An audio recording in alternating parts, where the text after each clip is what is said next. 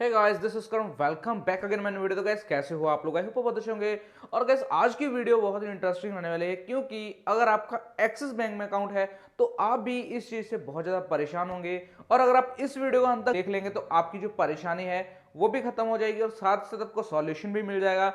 अगर आप axis bank में अकाउंट को होल्ड कर रहे हैं तो आप एक कंसोलिडेटेड चार्जेस से बहुत ज़्यादा परेशान होंगे, क्योंकि हर महीने आपको बिना वजह से वो कंसोलिडेटेड चार्जेस बढ़ जाते हैं और उसके बारे में आपको बिल्कुल भी पता नहीं होता है कि किस चीज़ के वो चार्जेस बढ़ रहे हैं और क्यों बढ़ रहे हैं और कैसे उस चीज़ को रोका जा सकता है। तो वीडियो को अंत तक जरूर देखिएगा, क्योंकि आज के हम इस वीडियो में यही चीज़ डिस्कस करने वाले हैं कि आपको जो कंसोलिडेटेड चार्जेस हैं वो क्यों पड़ते हैं और उसको आप कैसे रोक सकते हैं।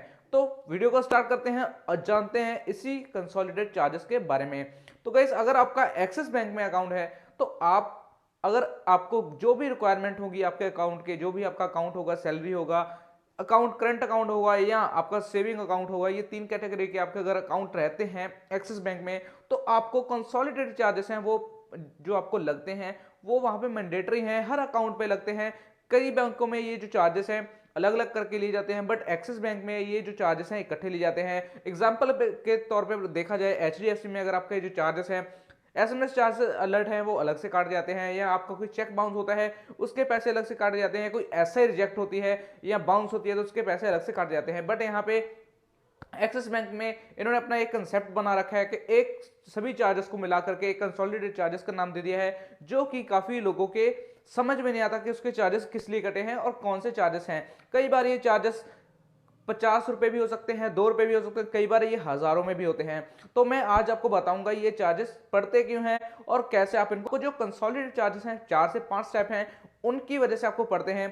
पहले अगर मैं स्टेप की बात करूं तो आपको जो आपके अकाउंट में जो भी आपका अकाउंट है, चाहे आपका जो 12,000 रुपये मेंटेन रखने वाला हो चाहे 15,000 रुपये मेंटेन रखने वाला, अगर आपका अकाउंट मेंटेन नहीं रहता है तो आपको उसको मंथली जो चार्जेस हैं वो पड़ते हैं, वो कंसोलिडेटेड रूप के चार्जेस में पड़ते हैं, जो कि आपके प्लस जीएसटी पड़ते हैं।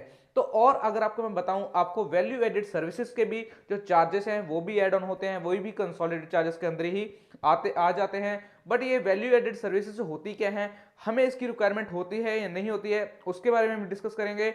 बट आपको मैं बता दूं, वैल्यू एडेड सर्विसेज के भी आपको कंसोलिडेटेड चार्जेस देने पड़ते हैं। साथ ही साथ आपका अगर कोई एसआई या कोई चेक बाउंस होता है उसके जो पेमेंट है वो आपको डेबिट होती है आपके अकाउंट में से, उसके भी कंसोलिडेटेड चार्जेस आपको कट किए जाते हैं। और अगर आपकी कोई एटीएम ट्रांजैक्शन है, कैश विड्रॉल है या कैश डिपॉजिट जो लिमिट है वो एक्सीड हो जाती है तो वो भी उस रूप में भी आपको कंसोलिडेटेड चार्जेस पड़ जाते हैं। तो ये 4 से 5 जो स्टेप्स हैं ये अगर आपके अकाउंट में होते हैं तो आपको जो कंसोलिडेटेड चार्जेस पड़ जाते हैं। या अगर आप सबसे बेसिक अकाउंट की बात करें जो कि एसबी इजी अकाउंट होता है एक्सिस बैंक का, उसमें आपको 12,000 रुपये मेंटेन रखना पड़ता है अर्बन सिटीज में, और रूरल एरिया में आपको 2,500 रुपये मेंटेन रखना पड़ता है। अगर मेट्रो सिटीज की बात करूं तो वहां पे आपको 15,000 रुपये मेंटेन रखना पड़ता है। इन अकाउंट में अगर आप अपने अकाउंट को जो लिमिट है आपको 1.5 लाख रुपए तक का जो कैश डिपॉजिट विड्रॉल लिमिट मिल जाती है, अगर इससे आप एक्सीड करते हैं तो आपको जो कंसोलिडेटेड चार्जेस बढ़ जाते हैं। और मैं आपको बताऊं, अगर आप अपने कंसोलिडेटेड चार्जेस को बचाना चाहते हैं तो किस तरीके से बचा सकते हैं।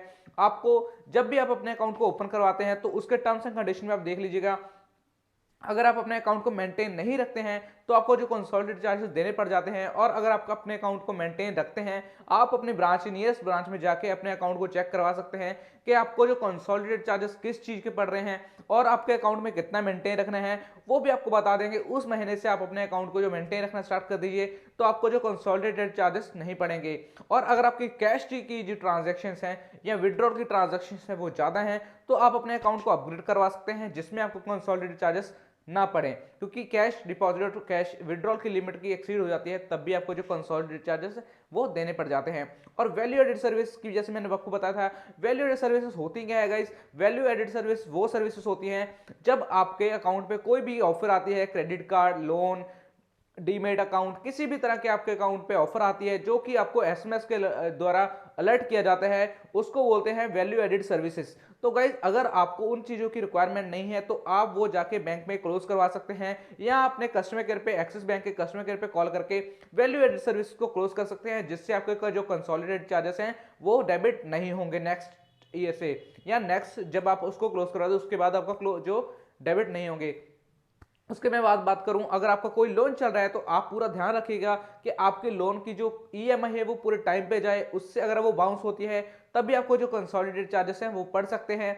ये 3-4 तरीके हैं जो आपको जो अपने कंसोलिडेटेड चार्जेस हैं उसको रोकने का सही तरीका है। ऐसा कोई भी बैंक नहीं है जो चार्जेस को कट नहीं करता है, चाहे वो गवर्नमेंट की बात करो, चाहे वो प्राइवेट सेक्टर की बात करो। यहाँ पे प्राइवेट सेक्टर में थोड़े ज़्यादा जो चार्जेस कट किए जाते हैं क्योंकि इनकी सर्विसेज सरकारी बैंक से कुछ ज़्यादा अच्छी होती है, इस वजह से ये अपने सर्विसेज के अकॉर्डिंगली आपको जो चार्ज ज़्यादा करते हैं। और गाइस, ये अगर आपको ये चीज़ें पता लग गई हैं कि आप अपने अकाउंट को कैसे सही तरीके से मेंटेन कर सकते हैं, तो आप अपने कंसोलिडेटेड चार्जेस को हैं वो बचा सकते हैं। वो नाजायज़ कोई भी बैंक आपको कंसोलिडेटेड चार्जेस आपके अकाउंट पे बिना किसी वजह से कंसोलिडेटेड चार्जेस पड़ चुके हैं, तो आप अपने नियरेस्ट ब्रांच में विजिट कर सकते हैं, वहाँ पे कंप्लेंट डाल सकते हैं कि आपके जो विदाउट यानी किसी रीजन के आपके जो कंसोलिडेटेड चार्जेस हैं वो डेबिट हुए हैं, तो आप उनको रिवर्स भी करवा सकते हैं। आई होप गाइस ये इन्फॉर्मेशन आपको हेल्पफुल लगी होगी, और अगर आपको ये वीडियो अच्छी लगी है तो चैनल को सब्सक्राइब कर दीजिएगा। और कोई भी इन्फॉर्मेशन लेने के लिए आप मुझे कमेंट बॉक्स में कमेंट को डाल सकते हैं, तो आपको उसका सॉल्यूशन जरूर मिलेगा।